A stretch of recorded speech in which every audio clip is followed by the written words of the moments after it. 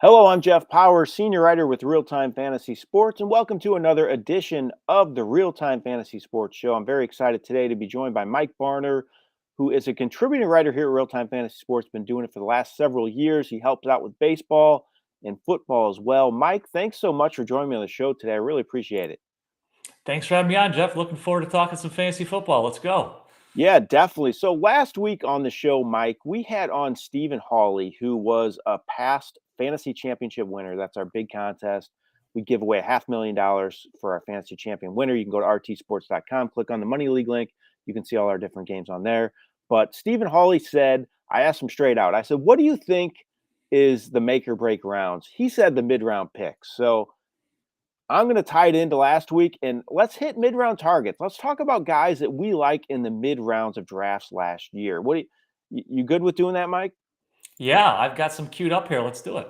Yeah, definitely. And also, don't hesitate at all if you're out there watching here this live. Put a message there if you have a question, comment, anything at all you want to ask Mike or I.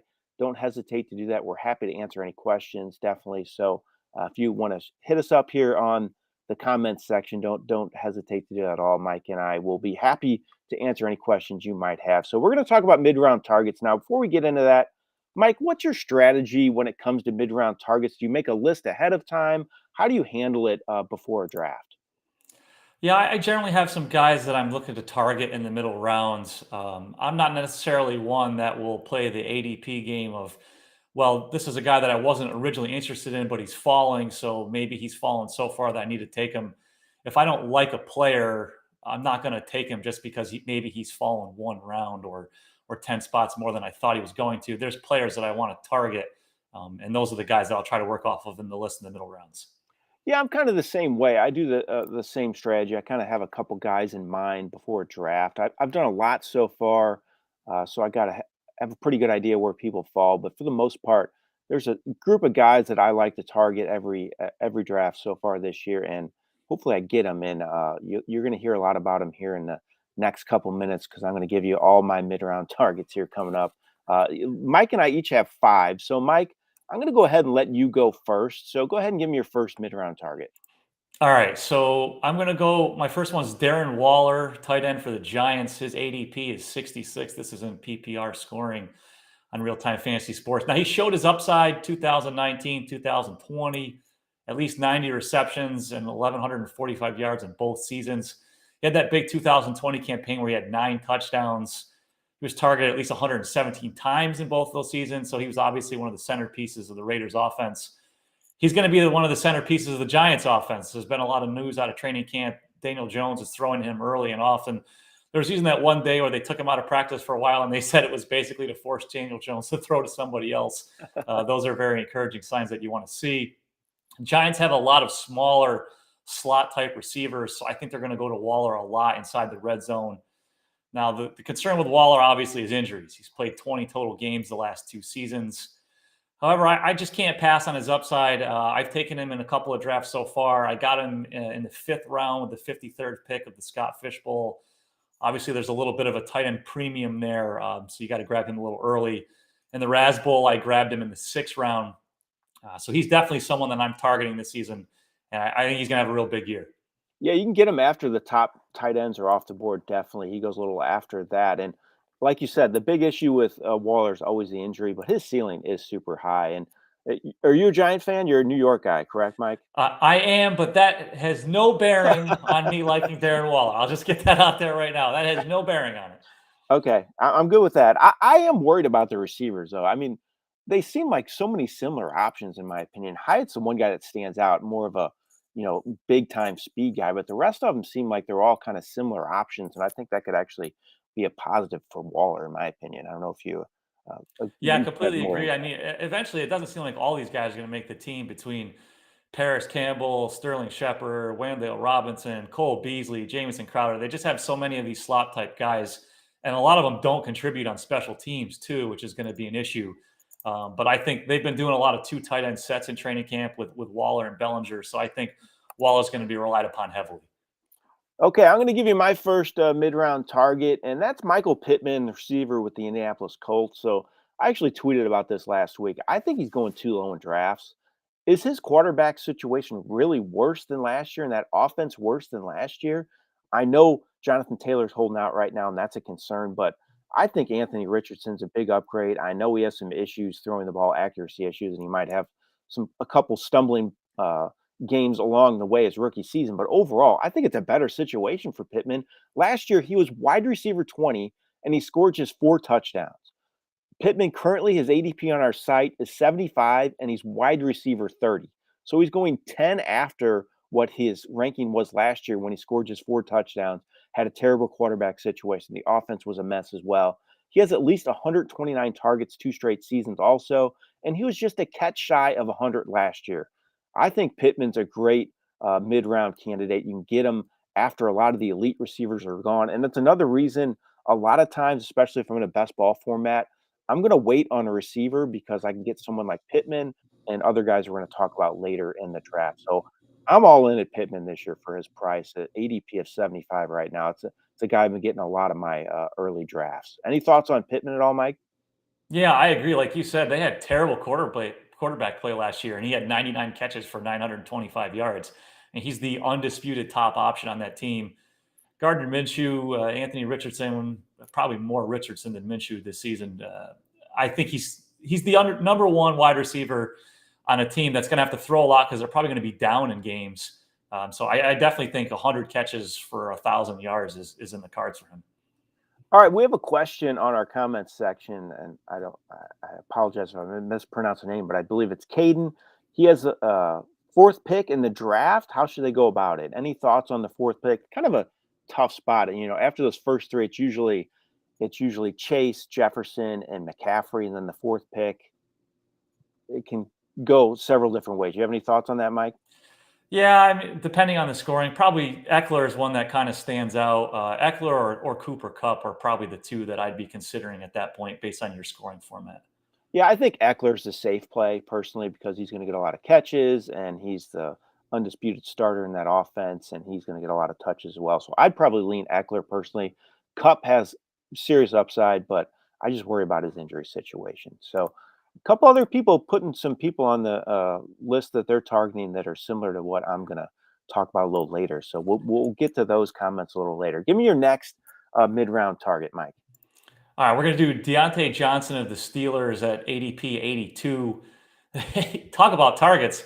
He's had at least 144 targets in each of the last 3 seasons. Now, his touchdown numbers are odd. He had 7 in 2020. That's good. 8 in 2021. Also good. Last year, 0. Goose egg. That's not going to happen again. What I like about last year, despite the no touchdown receptions, he had 18 red zone targets. That was tied for the 18th most in the NFL. I think Kenny Pickett's going to be better this season, his first full season as a starter. So that should help with the touchdowns. I think we're looking at least 125, 130 targets, maybe 90 or 100 catches, 1,000 yards, 5 to 7 touchdowns. He's going late in the 6th round. I think he's a really solid wide receiver too. I totally agree, Mike. That's definitely a guy I'm targeting in drafts. I think his ceiling is just super high in that offense. And like you said, he had 18 red zone targets last year. That's just a complete uh, blip on the radar, him getting 0 touchdowns, in my opinion. I think he's going to improve on that. I like Pickett to improve this year as well. So I'm all in on Deontay Johnson. I think that's a great call on that. My next target is Geno Smith. His ADP is 125.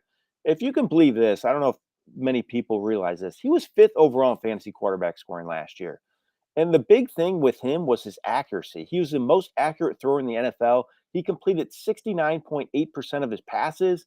He was fourth overall in on target percentage at 78.8%. He also was the best in all of football when it comes to bad throw percentage. So his targets were on throw. He didn't make bad throws.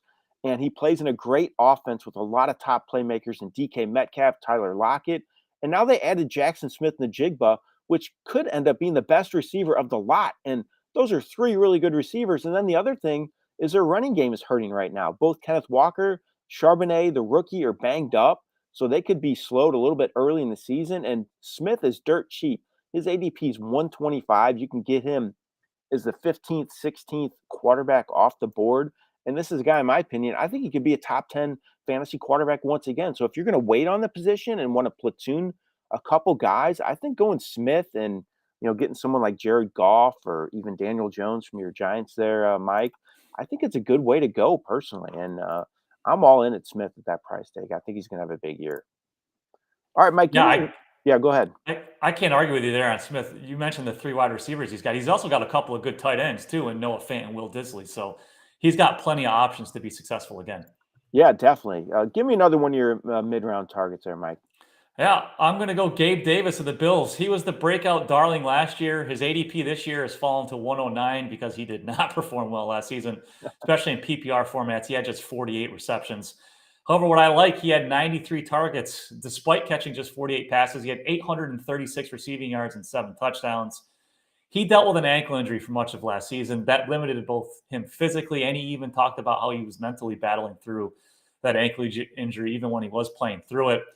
I think people who are disappointed by him last season might be passing on him this year, which is why his ADP has fallen. Worst case scenario, you're looking at a guy who's the number 2 wide receiver on one of the best offenses in football. If anything happens to Stephon Diggs, he becomes having crazy high upside. I think even if Diggs is healthy, I wouldn't be surprised if Davis finished somewhere around 900 to 1,000 receiving yards and 8 to 10 touchdowns. He's basically going in the 9th round, someone's wide receiver 3, well worth the risk for me. Yeah, I agree. And I was just trying to open up our ADP from last year because I want to see where Davis was going, but it was a lot higher than 109. And I Oh, mean, yeah. like you said, he was the darling of everybody's wide receiver core last year. Everybody wanted Gabe Davis on their team. Uh, Unfortunately, I can't find it right now, but regardless, he was going. Oh, there it is, 45. So his ADP was 45 last year. This year it's 109. Quite the difference. Crazy difference. Yeah, and I absolutely love him in a best ball format, especially because he's going to go off some weeks. He may disappoint you a little bit in season long if he's a little bit up and down, but in a best ball, I think he's great value, especially at 109. I think Gabe Davis could definitely outperform that. All right, I'm going to give you another one of my mid round targets. That's tight end Chig Akanku. So I was higher on him before Hopkins was there, but I'm still not too worried about Hopkins taking away a lot of targets from him. The Titans love to throw to the tight end. I still think Akonku is going to have a breakout season.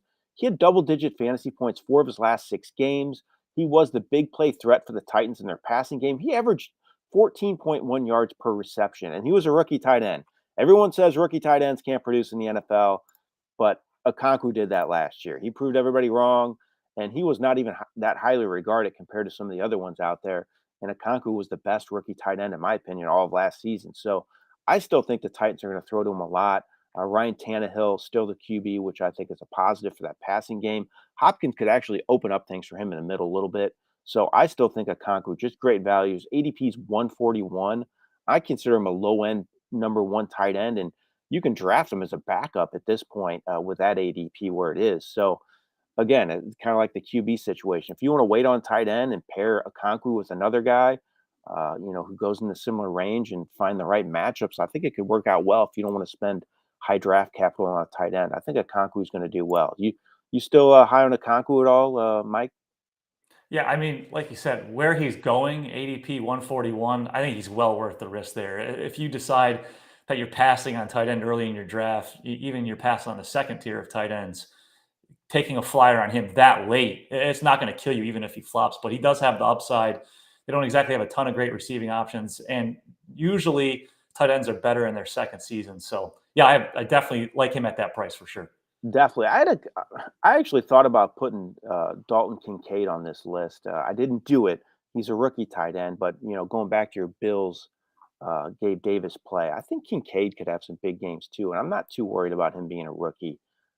He just looks the part, and you hear those comparisons to Travis Kelsey, and it gets you excited. Do you have any thoughts on Kincaid at all? Not that. Yeah, like you said, he's certainly got a lot of rave reviews in training camp. I think having Knox there does hurt him a little bit. They don't exactly have to rush him into a prominent role, but Mhm. again, when you're going with dart throws at tight ends late in drafts, he's someone that should certainly be considered. All right, Mike, give me another one of your mid-round targets here. We're rolling along here. Not everybody loves him in real life, but in fantasy, we all have to like Kirk Cousins. Vikings ADP of 117. He is currently the 13th QB going off the board based on ADP, so he's not even going as a starter in 12-team formats. What I like to do is compare him to Dak Prescott. Prescott has an ADP of 92. Now, in Prescott's range, players going or including Rashad Penny and Jordan Addison, I'd much rather take them. Prescott's best season was in 2021. He had just over 4,400 passing yards, 37 touchdowns, and 10 picks. Now, last season, Cousins had over 4,500 passing yards, 29 touchdowns, and 14 picks. So pretty similar numbers.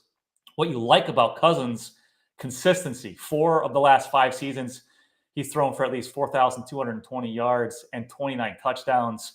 I would much rather take Cousins 2 rounds later and get someone like Penny and Addison in the same range that Prescott's going. Yeah, I agree. I like Cousins a lot. I think he was sixth overall in fantasy quarterback scoring last year, if I'm not mistaken. So again, he was a top 10 option. You can get him really late. Great receivers to work with. If you want to wait on a QB, I think it's the way to go. Thinking about taking guys like Cousins and Geno Smith. So I like that call. It's definitely Mike. Let's see. Question in the chat. Someone put, where would you take Jacobs and Taylor? I see them falling to late third or late third, late fourth round. I think Jacobs plays, but I'm skeptical about Taylor. What do you think of these two? What I have thoughts on them. What are your thoughts on them? Yeah, I agree. I feel better about Jacobs than I do Taylor, simply because Taylor's coming off the injury issue too, and that seems like it's a much more contentious situation with the Colts than Jacobs is dealing with the Raiders. So if I had to pick between the two, Taylor, we've seen his crazy high upside, but I would feel better taking a chance on Jacobs than I would Taylor. I'm the same way. I just took Jacobs in a draft. I took him in the third round, and I can't pass up that value. I mean, he was top 5 in fantasy running back scoring last year, and I still don't think he has a ton of leverage. I think he's going to come back sooner than later. Maybe he misses a game or two, but I still don't. I don't think that's going to happen with Jacobs. Like you said, I think Taylor's a bigger wild card. I think he's kind of dug in his heels a little bit, and he worries me a little more. And again, I think if you want to take a chance, like if you're in a big game contest and they're falling, and those guys end up playing, like if you're in a fantasy championship and they're falling and they might play, I might have to take a chance on them though, just because the ceiling is just huge. So it's tough for me to let him fall too far, especially Jacobs. I still think he's going to be a good fantasy play this year. But that's a great question. All right, I'll give you another one of my mid-round targets, and that's someone put him in the chat, and I'm going to say it now. It's Jahan Dotson. So I really like him a lot this year. He had a hamstring injury last year that really slowed his rookie season. He looked good when he was on the field, though. He had 35 catches for 523 yards and 7 touchdowns in 12 games. So he was a really top red zone target, 7 scores in just 12 games. He had double-digit fantasy points 4 of his last 5 games. He's an explosive player in the passing game. He can do well at all 3 levels, turn a short play into a big pass. He can catch the deep ball as well, do well in the intermediate routes. He's a good route runner. I think he's going to have a 1,000-yard season as long as he can stay healthy. And the addition of Eric Bieniemy, regardless of if he's being too hard on the players or whatever's going on up there, I think it's a huge plus for the offense and Dotson. Also, the QB situation should be better as well for Dotson. So his ADP right now is 98. I like Terry McLaurin too, but Dotson, I think I like his value a little better at this point because I think he can produce really good numbers this year and he's going to have a breakout season. You have any thoughts on Dotson at all, Mike? I mean, he's pretty much the undisputed number 2 wide receiver there. And the good thing about that role is with McLaurin being so dominant as a number 1, defenses are obviously going to be focusing their attention on stopping him. And that could lead to some open opportunities for Dotson. The tight end situation is not great. Logan Thomas is always hurt.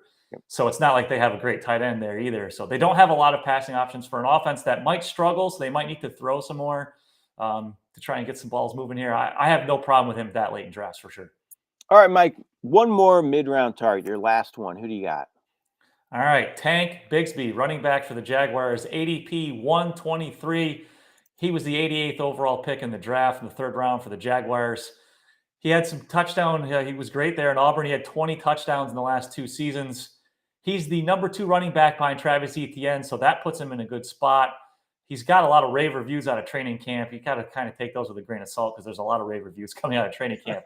But the thing with Etienne is he only had 5 rushing touchdowns last season. He had 43 carries inside the red zone. So he wasn't exactly great at finding his way into the end zone. Now, part of the reason that the Jaguar running backs have a depleted upside when it comes to rushing touchdowns is Trevor Lawrence. He had 5 rushing touchdowns last season. That's going to be something that's going to be a threat for him throughout his career as a quarterback because he's very good with his legs. However, I do think he could get some added, Bixby could get some added scoring opportunities if ETN struggles again inside the red zone. What I like here is this is going to be a dynamic offense. They've got Calvin Ridley. All the reports from him have been positive out of camp. So they should be a more prolific offense, which leads to a lot of scoring opportunities. And some running backs going around the same time as Bixby. Samaje Perine, 102. Damian Harris, 109. And Deontay Foreman, 112. So they're all going a round or two ahead of Bixby. And I don't think any of those three have the same upside that he does, especially Perine with everything looking pretty good for Javonte Williams here. I would take Bixby over all of them. So I think he's well worth the risk at his ADP of 123. Yeah, I like Bigsby. He's the guy who scored double-digit touchdowns this season. Like you said, explosive offense, and I think, especially when you're looking at mid-round picks, it makes sense to me to target guys who are in good offenses. So, a lot of times, guys that are on poor teams are gonna, obviously have some struggles offensively, and that's why they fall in drafts. That's why they're moving down towards these middle to later rounds. So, I think getting guys with an explosive offenses is definitely a smart move in the mid rounds, and you're going to see that with my next pick here, and that's Rashad Penny. So neither Eagles back, DeAndre Swift, Rashad Penny, have the ability to stay healthy very well. So that's a concern. But I actually think Penny might be more talented of the two backs, and he's getting overlooked. You can get him 40 picks later than DeAndre Swift. Penny's ADP is 92, and the Eagles, they love to rotate their backs, and they're going to go with a hot hand. And they have three backs. Kenneth Gainwell, too. Don't forget about him. He's another guy that I think is not a bad play late in drafts. That's more of a late round pick than a mid round pick, but they're all going to get work. The Eagles have a great offense. I would not be surprised if Penny emerges as a starter at some point. So before he broke his leg last year, he was averaging 6.1 yards per carry, and he's done that 2 straight years. He's averaged more than 6 yards per carry 2 straight seasons. So at his price tag of a 92 ADP, I think Penny's definitely worth the risk in one of the best offenses in football. I think it's going to be the best offense in the NFC personally. And I just think he's a great risk to take at that point in the draft. If you want to take some chances on some guys that can emerge and really outperform the ADP, I think Penny's one of those guys. You have any thoughts on Penny at all? Yeah, I couldn't agree with you more. Penny was a guy that I was thinking of putting on my list of players that I sent to you. The great thing about the Eagles is they have one of the best, if not the best, offensive lines in football. And you talk about how prolific their offense is. They were, crushing teams in the first halves of games last year.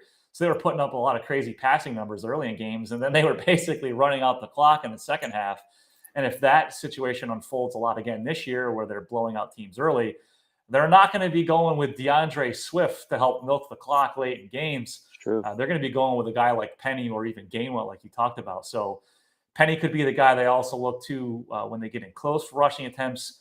There's the issue with the Hurts, how awesome he is rushing inside the red zone and that kind of push play that they like to do to push him forward. But I wouldn't be surprised if Penny finishes the season with somewhere around 10 touchdowns rushing, and to get that late in drafts. And you also mentioned the injury issues. Penny hasn't been a pillar of health. Swift hasn't been a pillar of health. If Swift goes down, and then Penny is going to have a huge role. So yeah, I definitely think at that point in drafts, he's someone that I'm targeting. If you're passing on the top tier running backs early, say you start off with a wide receiver or a couple wide receivers and a tight end, your first three picks, Penny is someone I would be targeting in the middle rounds to help shape up your roster. It's weird. I've done drafts both ways this year where I've targeted receivers early and targeted running backs early.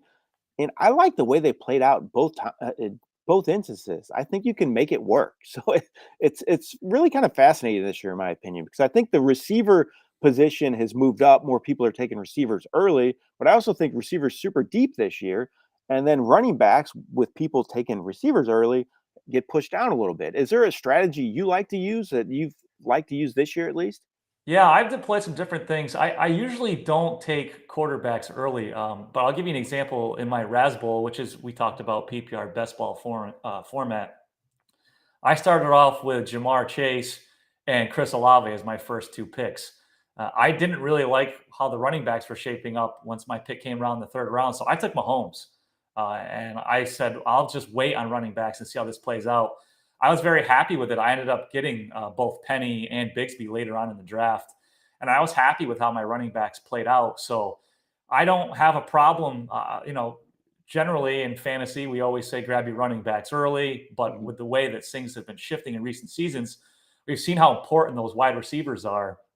So I don't have a problem waiting on running backs and taking them. I don't normally take quarterbacks early. If I do, it's got to be one of those top guys, Mahomes or Hurts or Josh Allen. It's got to be one of those three if I'm going to go early. So, but if you do, don't panic. There's some good running backs you can get in the mid rounds. Yeah, definitely. I have always been a proponent of waiting on a QB, but kind of changing my thinking a little bit more this year with trying to get one of those elite guys early. I just think it really pays off, especially in non-best ball formats. Something I've never done in the past, but I'm coming around to it a little bit more. We got another question here, though, I want to get to before we get out of here, Mike. And it's a good one. Which rookie receiver do you think will provide the most value based on their ADP? It's a good question. Do you have any thoughts on that? Addison is a guy we mentioned briefly. He's someone that I'd be targeting this year. As good as Justin Jefferson is, he can't catch all the passes. Yeah. I mean, they have Hawkins in there too, which is a big help, but they lost Adam Thielen. So I think with teams focusing so much on Jefferson, there's going to be a lot of opportunities for Addison. So he's been someone that I have gotten in a couple of drafts, and I'm high on this season. We saw how good Jefferson was right away when he stepped in as a rookie wide receiver. Addison has a great situation with Cousins as his quarterback. No no Dalvin Cook this year. So the change over to Madison, we have to see how that goes. I think Addison will have plenty of opportunities for where he's going. I'll give you two. The first one is Jackson Smith in the Jigba. I think you can get him in that second tier of receivers fairly late in the middle rounds. And I just love his potential. I think he's going to have a huge rookie season. Even with the two other good receivers on the roster, I still think Smith Najigba has a huge ceiling. He's just super talented. I would not be surprised if he emerges as the top target in that offense before the season's over with. So he's a guy like, and I'm going to talk about your giant there, Mike, and Jalen Hyatt. I feel like I've gotten him in a lot of drafts, and why not take a chance on him? So I just think you can get him late and he could emerge as the number one receiver in that offense. Why not do it? So Hyatt's another guy I like a lot in drafts, in my early drafts at least. You've been taking any Hyatt stock? I haven't gotten him anywhere, but I'll tell you, he certainly sure has been getting a lot of positive notes, and they need deep threats, which is important for their offense. If they're going to be hitting Waller a lot in the middle of the field and all these slot guys, they're going to need someone that can go. And Daniel Jones, he hasn't been given a lot of opportunities to throw deep, but when he has, he's been good at it. They kind of went into that weird offensive system when Joe Judge was there, and I think that stunted him, especially with passing deep. And then with the new coaching staff last year, I think they were understandably very cautious with Jones, trying to see if he was going to pan out. And now that he has in his second season, I think you're going to see them take a lot more deep shots, and Hyatt would be one that would benefit from that strategy. Yeah, definitely. Mike, let's talk. Tell everybody how they can follow you. You're on Twitter. It's Roto Mike, right? At Roto Mike. Yeah, at Roto Mike Barner, I post Okay. links to all my work there. A lot of fantasy, a lot of betting stuff, football, baseball, basketball. So I got you covered. Come check me out there. Yeah, Mike's hardest working man in fantasy there. He's all over the place, several different sites. He's been on our site for several years. We really appreciate his work. He does a baseball column every week, a pitching one, and then during the NFL season, he does a column as well. So check out his stuff at RealTime Fantasy Sports also. Mike, I appreciate you joining me. It was a lot of fun talking with you today and getting everybody ready for the fantasy football season. Thanks for having me on. Appreciate it. Yeah, and don't forget, everybody, coming up here on the Better Sports Network is Getting Buzzed with Howard Bender at 1 p.m. Eastern Time. That's coming up here with Howard. He does a great job on there. A great show to watch. Again, thanks again, Mike, for joining me. Really appreciate it. And thanks, everybody, for watching out there. I appreciate it. This has been Jeff Power with Real Time Fantasy Sports.